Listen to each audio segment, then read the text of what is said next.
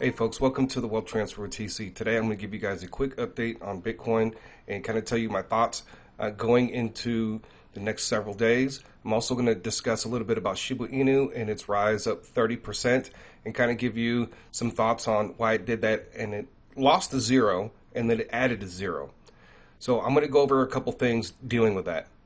Now, before I get into that, folks, I'm not a financial advisor. I'm just sharing information, giving you my thoughts and my opinions on that information. If you guys like these videos that I make, the support links are down below in the description and also the About section of YouTube.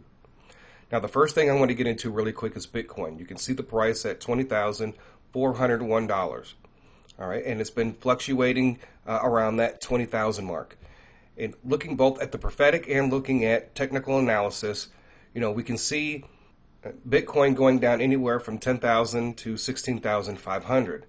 Basically dealing with the prophetic around 16,000, and then of course the technical analysis of all the different people I've been listening to and reading and studying. They say it could go as low as 10,000. Now currently it's June the 23rd, and we're getting ready to head into July. And one of the prophecies that we are waiting on is Maria Conwell crashed to zero on Bitcoin. Now she did say to pray about it, whether or not if it was this July or next July. So that's one of the things that possibly we could see happening. And we are waiting for the next Bitcoin bull run.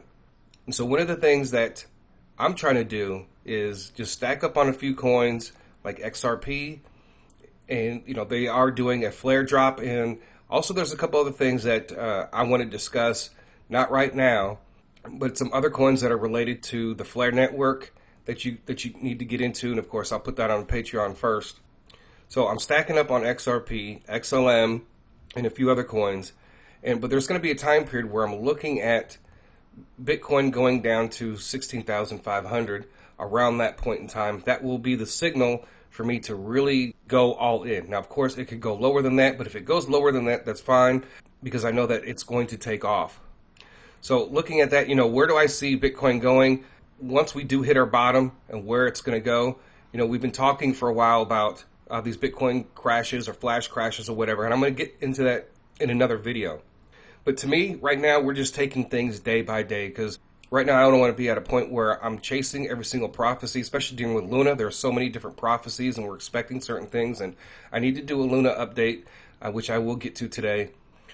Okay, one of the things that people have to understand, and that is that Bitcoin basically dominates the entire crypto markets.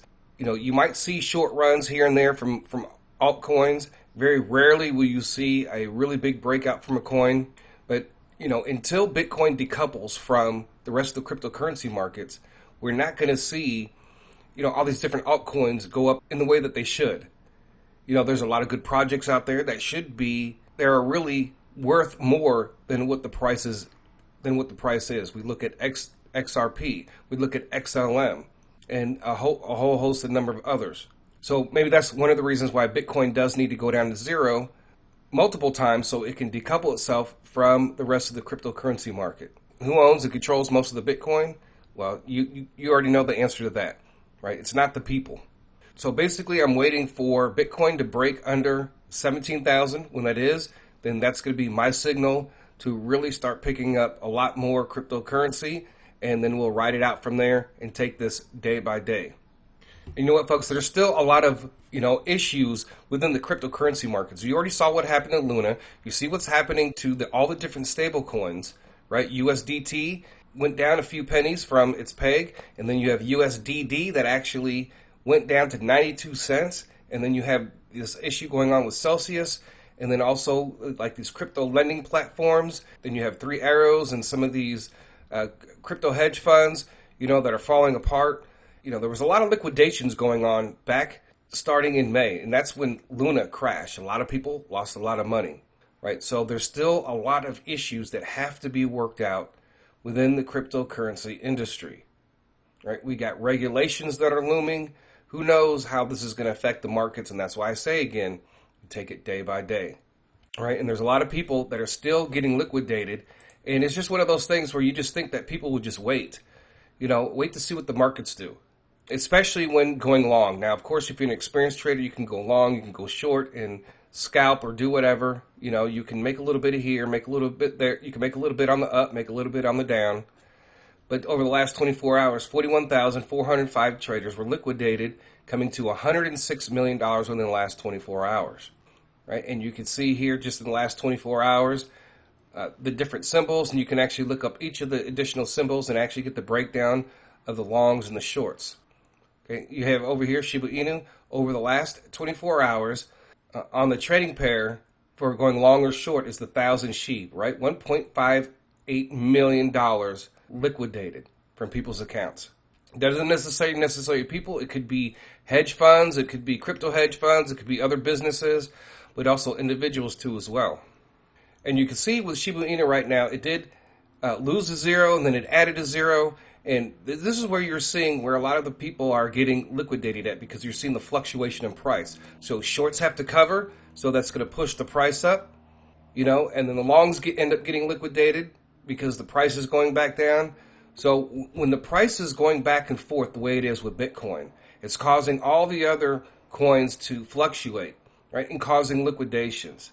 So when you saw the price go up 30%, the shorts were getting hit. And then what people were doing, because there was all this hype on social media as if Shiba Inu was getting ready to make its run, the run that we've been expecting for it to make. And it wasn't its time. So you had a lot of people pouring in money, also hurting the shorts, right? And then you have people going long, right? And then all it took was for a bunch of people to take a bunch of profits, right? And some manipulation to crash the price to where it added a zero, right? And that's where you get all these liquidations from. So that's why I advocate, hopefully none of you guys are longing or shorting, especially if you're not very experienced. I did some longing, and I've made a little bit of money. In my trial and error, I have lost money, but I've also made money too as well. So here, you can see the 1,000 SHIB, 1.58 million. Now, when you're looking at the liquidations for Shiba, there's actually 3 pairs. So the one that we're looking at, the 1,000 SHIB, where does that come from? That comes from Binance, right? So we all know about Binance. So the longs got hit for over 1 million. The shorts got hit for over 500,000 over the last 24 hours.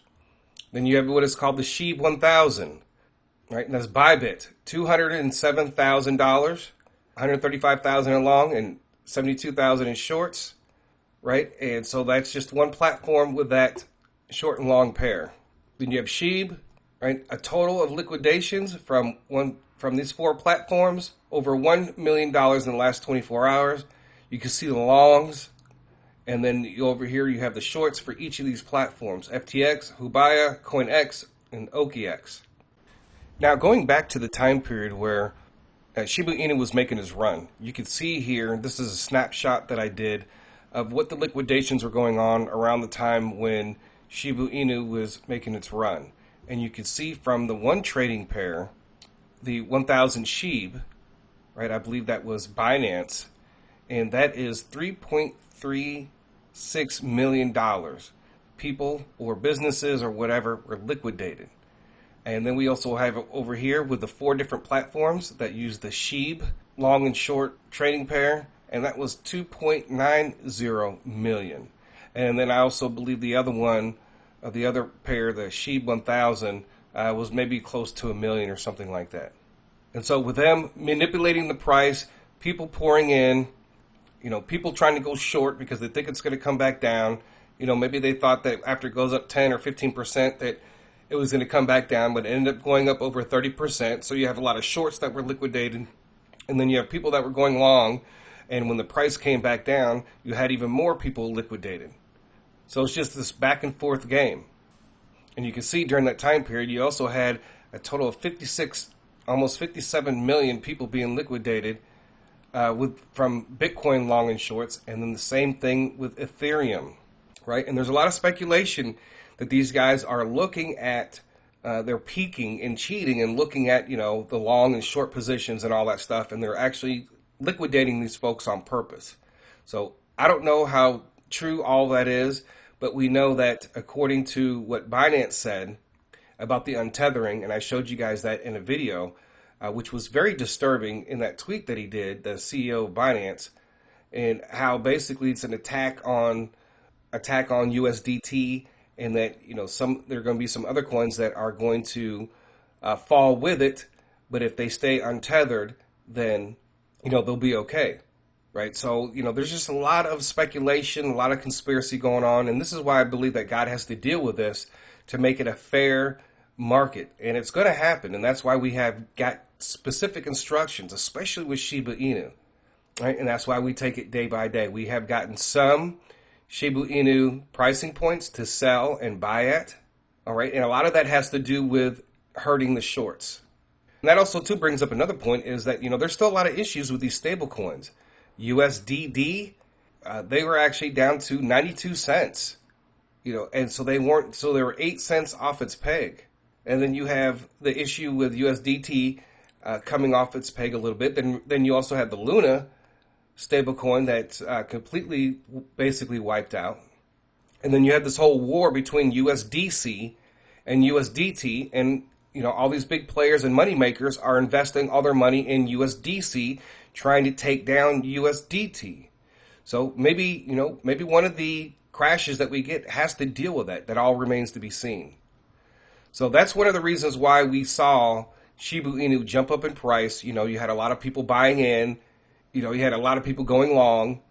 And then you had people taking profits, plus whatever manipulation and liquidations that were going on caused the price to go down. And that's why it added a zero again. So it's not going to be its time until we see Bitcoin start to move up in price. We got all these things with the Shibarium and all this potential good news coming out with Shiba Inu. Even if it takes it up 200 times, if Bitcoin isn't going anywhere, eventually it's going to start to come back down, right? And it might settle at a higher point to where it's at now. Like I said, I'm just waiting for that one point where Bitcoin actually starts to make its move. All right, so just kind of wanted to go over that with Shiba Inu. Now, right now, I'm still waiting for Bitcoin to drop to 16,000, around the 16,000 mark. So anyways, folks, I thank you guys for listening. God bless. TC out.